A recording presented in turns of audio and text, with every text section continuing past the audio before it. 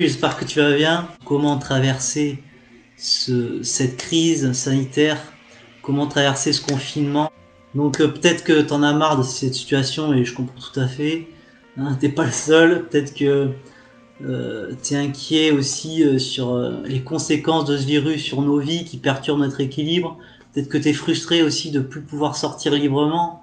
Ou peut-être que tu es inquiet aussi de choper ce truc ou alors carrément de mourir. Hein. Ça arrive. Hein. Il y en a qui vraiment ont cette peur de mourir. Surtout que maintenant, et ben ça y est, les médias reprennent le fameux décompte des contaminés, le décompte des morts. Voilà, donc si tu regardes toute la journée les journaux télé, ça va être compliqué pour toi. Tu vas rester dans cette négativité. Donc voilà, du coup, n'hésite pas à réagir aussi si tu as envie de lâcher tout ce que tu as sur le cœur. Hein, parce que ça serait une première clé déjà. Je pense surtout aux gens qui gardent tout en eux, qui n'arrivent pas à s'exprimer.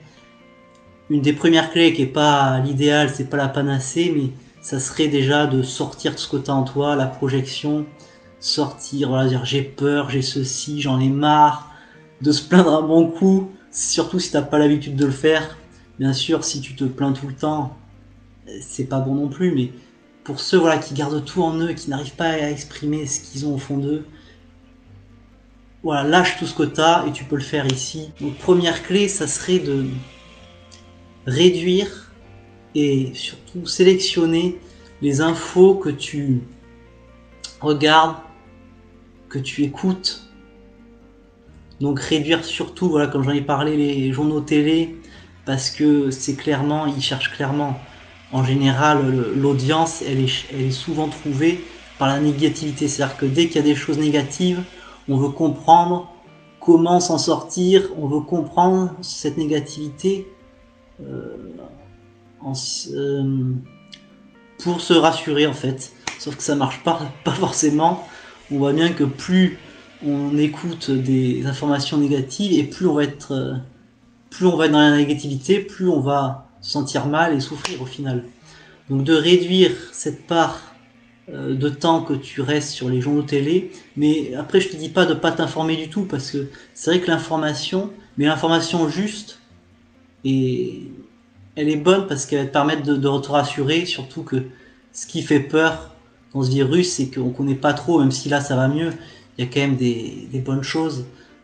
C'est que bon, on commence à connaître, on est habitué voilà, aux règles sanitaires maintenant, on connaît un peu mieux le virus.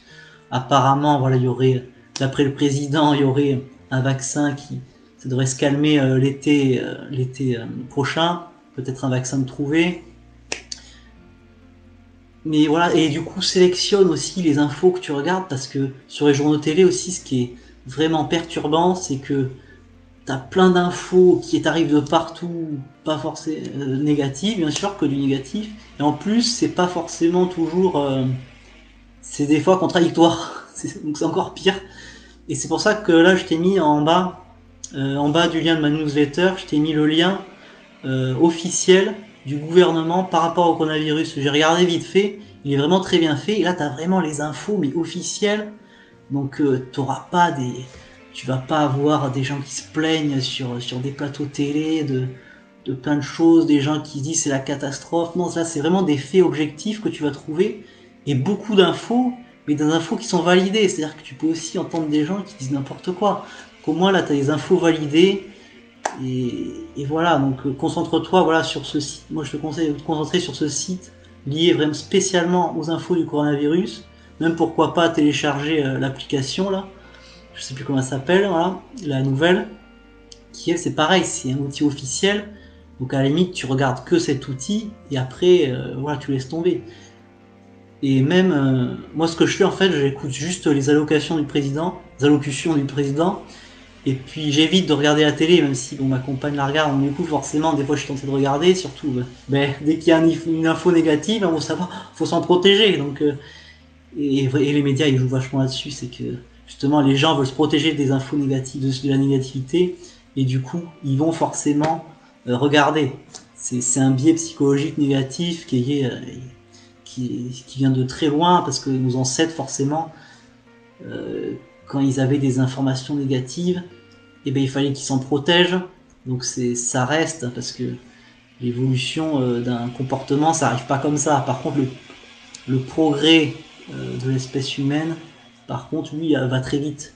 Mais donc l'évolution a pas le temps de suivre le progrès, tu vois, humain par rapport aux nouvelles technologies notamment. Du fait qu'on est envahi d'informations, c'est pour ça, voilà, je te conseille de réduire et de te concentrer sur l'essentiel, voilà, juste sur un site officiel et puis c'est tout. J'évite de regarder la télé parce que de toute façon tout le monde en parle. Clairement, tout le monde en parle de ce virus. Donc il suffit que tu discutes avec un collègue, un ami ou ta famille, tu seras au courant de toute façon de ce qui se passe.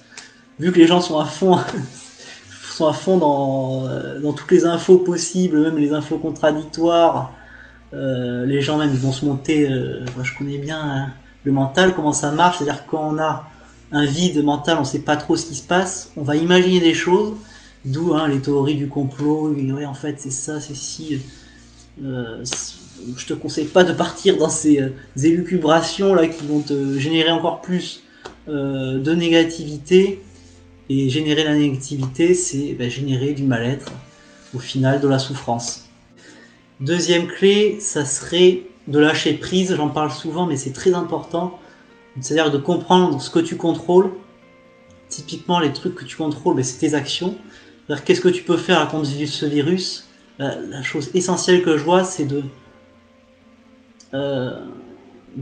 garder une bonne hygiène de vie. Parce que ça va booster tes défenses immunitaires et faire en sorte de mettre de côté de cette négativité en faisant des choses que t'aimes, en te concentrant sur le positif, parce que du coup, tu seras dans un bon état d'esprit, dans une bonne hygiène de vie, donc tes défenses immunitaires vont être bonnes, donc tu seras moins malade, clairement. L'anxiété, ça peut générer plus de maladies, forcément, puisque du coup le corps il se protège contre l'angoisse et du coup il peut plus se protéger contre les maladies. L'angoisse, ça peut être une plaie si elle est trop forte. D'où l'importance de se concentrer sur le positif. Et du coup, oui. Donc, ce que tu contrôles, c'est tes actions. J'ai tendance à me perdre moi dans tous les sens. Tes actions, tu les contrôles. Donc, ton hygiène de vie, tu le contrôles. Par contre, ce que tu contrôles pas, c'est justement les événements liés à ce virus, par exemple. Tu peux pas contrôler ce virus, l'évolution du virus, tu peux pas le contrôler. Donc, t'as que deux choix, soit tu résistes, tu te plains, tu dis c'est la catastrophe, soit tu acceptes ce que tu peux pas contrôler, tu l'acceptes. Et ce que tu peux contrôler comme tes actions, tu fais quelque chose. Donc la question essentielle à se poser, c'est est-ce que je peux faire quelque chose par rapport à ça? C'est quelque chose qui t'inquiète. Si oui, je passe à l'action, je fais quelque chose pour contrôler ça. Sinon, tu acceptes, il n'y a que ça. C'est soit tu acceptes, soit tu te plains toute ta vie. Choisis, tu es responsable de tes décisions, donc choisis dans ton âme et conscience. Et voilà, une troisième clé, ça serait de se concentrer sur le positif du coup. Donc voilà, faire des choses que t'aimes, donc faire du sport, ce qui est très bon pour la santé et ça va réduire ton angoisse. Faire du sport, faire des activités artistiques aussi, ça c'est génial parce que tout ce qui est artistique, ça transcende la condition humaine. C'est-à-dire que tu vas te retrouver hors de tes conditions, c'est métaphysique quelque part l'art. Donc si tu adores dessiner, dessine, si tu aimes bien faire de la peinture, fais de la peinture. Si tu adores la musique, moi je sais quoi, même si j'en fais plus trop, mais j'aime beaucoup la guitare.